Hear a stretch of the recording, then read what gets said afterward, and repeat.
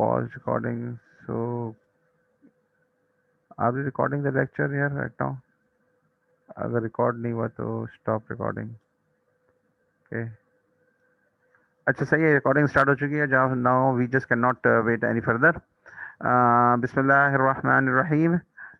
Dear students, right now हमारा जो topic चल रहा है वो है मैश एनालिसिस. और mesh analysis is again a technique for solving the circuit. Solving the circuit का मतलब ये है कि analysis of the circuit, that means same thing, solving the circuit or analysis of the circuit. So when you analyze the circuit, you just want to find out कि इसके अंदर से कौन से करंट्स हैं और कौन से वोल्टेजेस डिफरेंट पॉइंट्स पर हैं. करंट हमेशा थ्रू होता है और वोल्टेज हमेशा अक्रॉस होता है. So this current will be through this resistor and the voltage across this the voltage on this resistor will be across the resistor, right? So you all are getting a, सही है, कोई waiting में भी नहीं है और waiting में हो भी नहीं सकता कि मैंने वेटिंग रूम डिसेबल कर दिया है. All of you will be just entered automatically. अच्छा, तो अब मैश एनालिसिस में देखें, एक तो मैं ऑलरेडी आपका लेक्चर मैश एनालिसिस का दे चुका हूं आपको और आप लोगों ने आई होप कि देख लिया होगा. आप मुझे बताएं कितने लोग मैश एनालिसिस को ऑलरेडी प्रैक्टिस कर चुके हुए हैं लास्ट लेक्चर की मदद से. अच्छा, मुझे बता दें, आप लोग सारे अनम्यूटेड हैं, कोई ऐसा तो मसला नहीं है कि मेरी तरफ से म्यूट का ऑप्शन ना.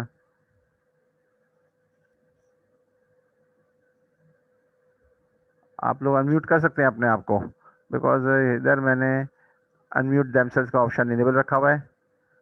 सो आप लोगों के पास फ्रीडम है, you can just unmute and find and answer me. कितने लोग हैं जो मैश एनालिसिस को पहले से कर चुके हैं लास्ट एग्जांपल के थ्रू? प्लीज.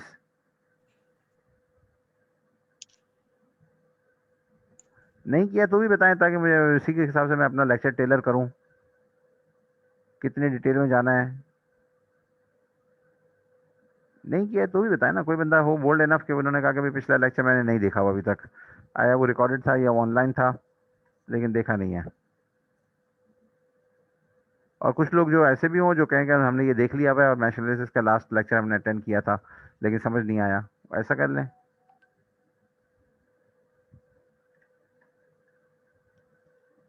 अच्छा, मैं लेक्चर कंटिन्यू करूं, इतना बता दें.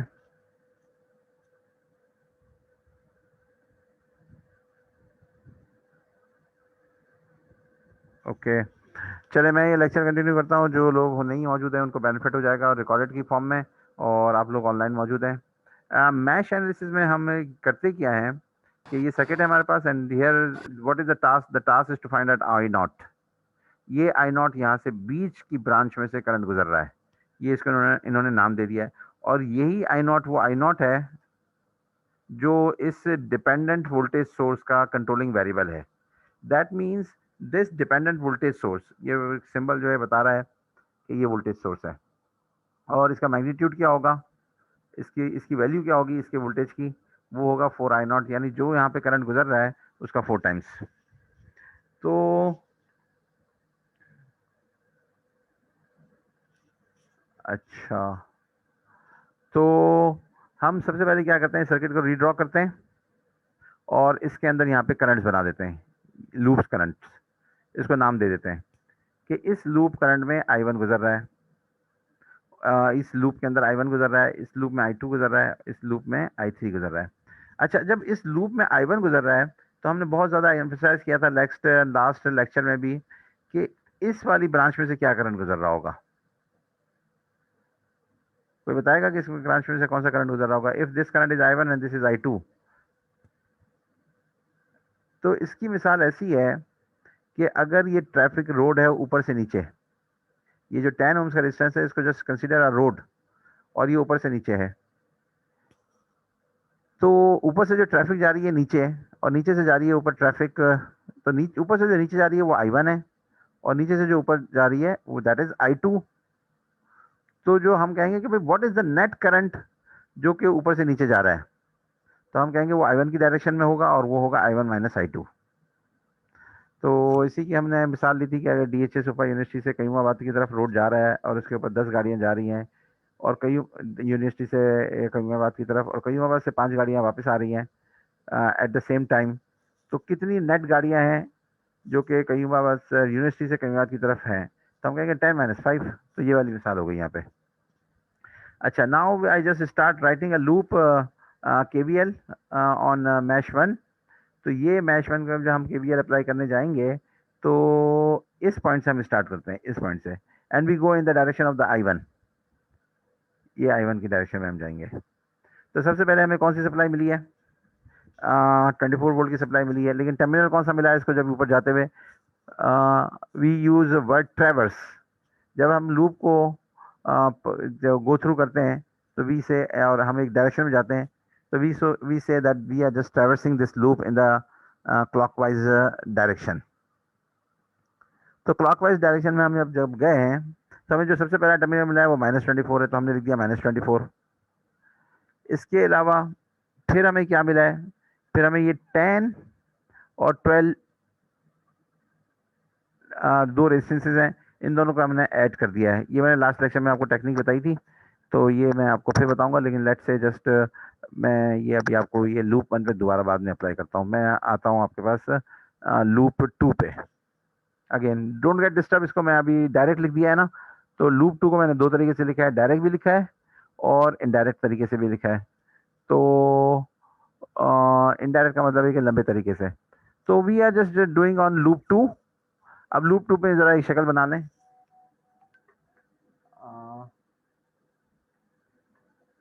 शक्ल बना लेते हैं और ये इसका सर्किट ले लेते हैं यहाँ पे। ये यहाँ पे ये सर्किट आ गया, इसको खोल लेते हैं पेंट में, आपको हेल्प हो जाएगी। बोर्ड पूरा सामने आपके पास मौजूद ना हो, मैं बातें करूँ तो आपको समझ में नहीं आएगा। तो क्या करते हैं, यहाँ से पेज 2 से भी हम एक स्नैपशॉट ले लेते हैं। ज़्यादा टाइम नहीं लूँगा मैं आपका इस प्रोसेस में इंशाल्लाह। ये मैं स्नैपशॉट ले लिया और मैं इसको पेज में एक साथ रख दूंगा यहाँ पे। ये यहाँ पर आ गया। अच्छा, अब ये करना पड़ता है ना चीज़ें ताकि सामने समझ में आए। अच्छा, अब ये 10 ये इस लूप की डायरेक्शन में जाएंगे, I2 की डायरेक्शन में, तो हम लिखेंगे 10 और I2 की डायरेक्शन में जाना है, इसलिए I2 माइनस I1। ठीक हो गया? अब देखें आपकी तरफ से फीडबैक तो मुझे कोई आ नहीं रहा। तो अच्छा, मैंने सही ग्रुप में भी शेयर किया है ना लिंक, तो 2A में शेयर किया, आज 2A की क्लासेस सही है। अच्छा 2A, और मैं यही वाले लेक्चर जो है इंशाल्लाह 2B के अंदर भी जो है अपलोड करूँगा। तो 2B वाले भी इसके जो है ना मुखातिब हैं। You will be watching this lecture in recorded format. और 2A जो है, जो भी इसमें पार्टिसिपेंट अवेलेबल हैं, मुझे इस वक्त ओनली 7 पार्टिसिपेंट्स आर हेयर, वो ऑनलाइन देख रहे हैं। तो कहाँ पे था ये? अच्छा, तो कहाँ था मैं? यहाँ पे था।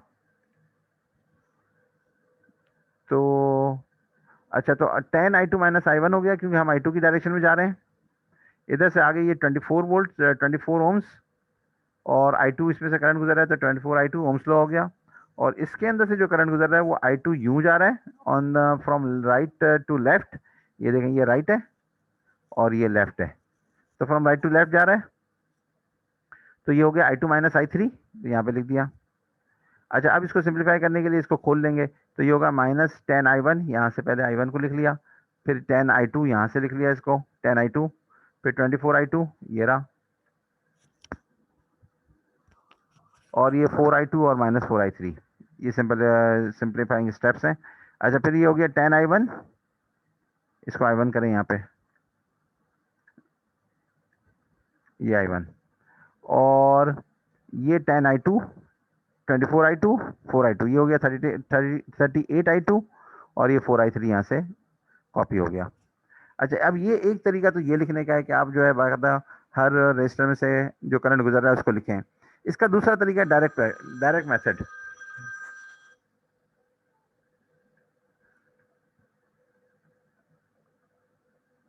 एक मिनट, जो मैं देखूं क्या है।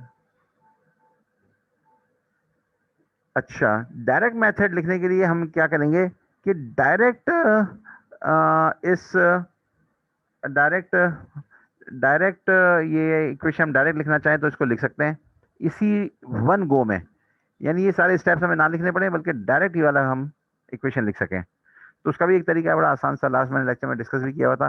क्या करें कि इस पूरे लूप के अंदर जितने भी रेजिस्टेंसेस की वैल्यूज है उसको एडअप कर दें। तो ये हो गया 10, 24, तो 34, 34 प्लस 4 इज 38। तो I2 के साथ 38, क्योंकि ये लूप करंट I2 है जिसका हम जिस लूप को देख रहे हैं, तो 38 I2 लिख दें। अच्छा, जो करंट शेयरिंग्स हो रही हैं वो हो रही है I1 के साथ। यहाँ पे ये एक रेजिस्टेंस दो लूप के दरमियान लगी है तो I1, तो उसको लिख दें माइनस के साथ, तो 10 I1 लिख दें। और एक और रेजिस्टेंस शेयर हो रही है 4, तो उसको लिख दें 4 I3। फिर I3 के साथ शेयरिंग हो रही है तो 4 I3। तो ये डायरेक्ट इक्वेशन लिखने का तरीका हो गया। सही है। इसी तरीके से मैं आपको लूप 1 के अंदर ये भी ये करके दिखाता हूँ। तो लूप 1 में डायरेक्ट इक्वेशन लिखूंगा मैं। देखें इसके अंदर -24 तो डायरेक्ट लिख दिया पहले। अच्छा, ये 10 और 12 ऐड हो रही थी तो 22 I1 लिख दिया। 10 I2 के साथ शेयरिंग हो रही तो -10 I2 लिख दिया। और 12 शेयरिंग हो रही थी -I3 के साथ, तो माइनस के साथ लिख दिया। तो जो शेयरिंग हो रही होती है दूसरे लेवल के साथ उसको माइनस में लिख देते हैं, रिजल्ट वही आता है। डायरेक्ट करें। अच्छा, इसको सिंप्लीफाई किया है इधर ना भी करें, इसको इसी लेवल। अच्छा, सिंप्लीफाई मैंने सिर्फ ये किया है कि -24 को यहाँ पे लेके आया हूँ और 2 से डिवाइड भी कर दिया पूरी इक्वेशन को। तो ना करें 2 से डिवाइड तो कोई फर्क नहीं पड़ता। ये हो गया। अच्छा, मैश KVL ऑन मैश 3। तो मैश 3 का जो है मैं आपको बताता हूँ कि मैश 3 को अप्लाई करने के लिए इसको सर्किट के बराबर में ले जाता हूँ और इसको यहाँ पे पेस्ट कर देता हूँ छोटा करके।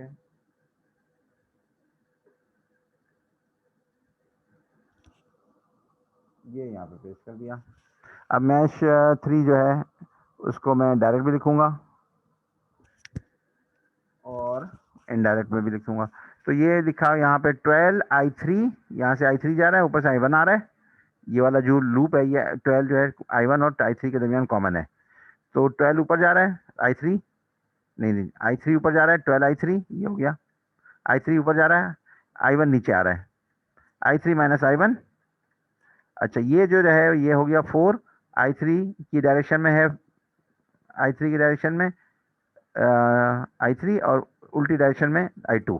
तो 4 I3 माइनस I2 हो गया, क्योंकि इस रेजिस्टर से दो करंट गुजर रहे हैं I3 और I2। I3 की डायरेक्शन हम ले रहे हैं इस वक्त, तो इसको I3 पहले लिखेंगे। हो गया। और ये एक वोल्टेज सोर्स है इधर जिसका 4 I नॉट है। I नॉट हम बता चुके हैं कि I not is the current of I1 minus I2। तो वो डायरेक्ट, क्योंकि वोल्टेज KVL अप्लाई कर रहे हैं तो KVL में वोल्टेज ही होता है, तो हमने फौरन डायरेक्ट लिख लिया, ओम्स लॉ लगाने की जरूरत नहीं है। ये गलती आमतौर पर लोग करते हैं। अच्छा, तो इसको सिंप्लीफाई किया तो ये हो गया क्या हो गया, कुछ गलती हो गई है। हाँ, अच्छा ये हो गया, तो थोड़ा सा स्मज हो गया था, मतलब कुछ एक्सटेंड हो गई थी यहाँ से। तो 12 I1 लिख लिया, माइनस के साथ 12 I3 लिख लिया, ये ऊपर ब्रैकेट खोल दिया, ऊपर का ब्रैकेट ये वाला खोल दिया। फिर ये I नॉट की जगह पर हमने I1 माइनस I2 लिख दिया। और जब हमने इसको सिंप्लीफाई किया ऐड सब्ट्रैक्ट करके, तो 12 I1 एक यहाँ पर है और यहाँ पे प्लस में 4 I1 है, तो -12 एंड +4 8 हो गया I1। दूसरा I2 की हमारी टर्म्स ये वाली हैं और एक ये वाली है, दोनों माइनस में है। 4 I2, यहाँ पे भी 4 I2, तो फिर 8 -8 I2 हो गया। और ये जो I3 है ये 2 हैं, तो ये 16 I3 हो गया। अच्छा, ये तो मैंने पूरा प्रोसेस से लिखा ना, अदरवाइज अगर हम चले जाते हैं हम डायरेक्ट लिखने के लिए, तो डायरेक्ट लिखने के लिए क्या कर तरीका है कि I3 की कितनी टर्म्स हैं, 12 और 4, तो ये हो गई 16 I3। इसकी अपनी जगह पे लिख दिया I3 था, क्योंकि कैलकुलेटर में हमें इसी तरीके से डालना होता है। अच्छा, ये रजिस्टर कॉमन हो रहा है I1 के साथ, तो ये हो गया 12 I1,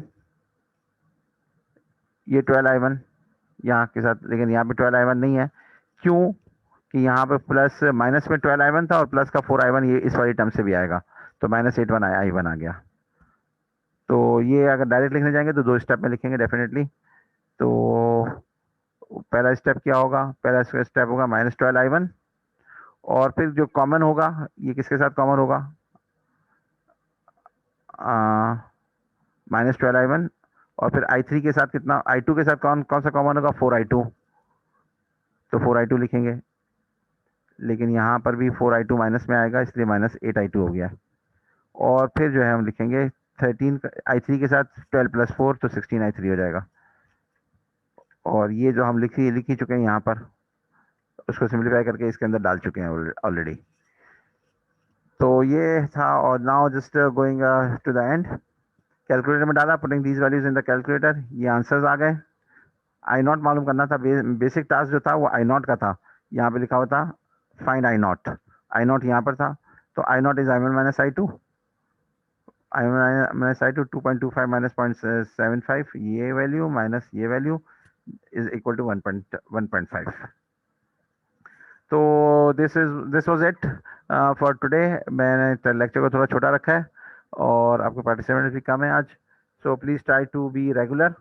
और मैं ऐसा करता हूँ कि just to encourage that you all are participating in this, I just call out attendance. I मतलब ये टाइम भी है तो कर लेते हैं।